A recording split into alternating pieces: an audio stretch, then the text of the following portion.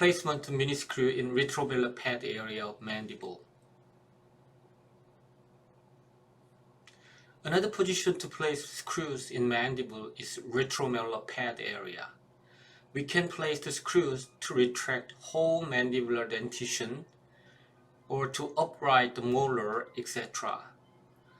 Anatomically, the low molar position in lingually than the pad area. So you should understand the shape of the mandible. It is a V-shaped. Caution should be taken when placing screws, not to place in the empty space right behind the tooth. The retromolar pad area provides very good quality of cortical bone. The bone is very thick and dense, and it is covered by very thick and movable soft tissue. So we should use so-called closed method. But in this area, you don't need to cut the tissue in inserting the screw.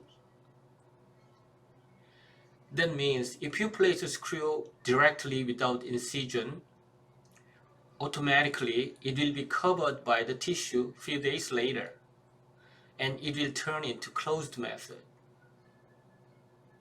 So you need a small incision to expose the head only when removing the screw. After local injection, to find the right location, first examine and locate with index finger where retromolar pad is. Keep in mind, thick and dense cortical bone with very thick and movable mucosa. And then we should use screws large in diameter, longer in length. The larger and longer is the better.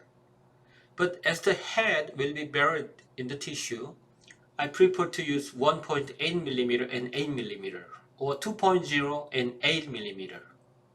Once the point of entry is determined, insert the screw until the head compresses the tissue real tight.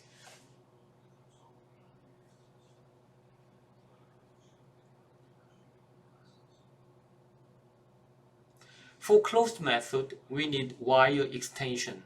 Before the head sinks into the tissue with a ligature wire, or 1.0 or 1.2 in diameter, by twisting it around the neck of the screw,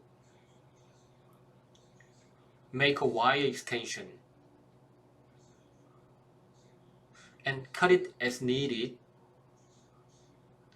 Make a small hook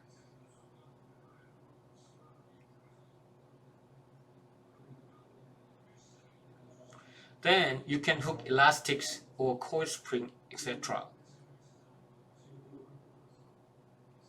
Squeeze the hook for retention of the elastics. You can hook it to the spur or bracket in the front. Even though the head is covered by the tissue several days later, as the hook is still exposed,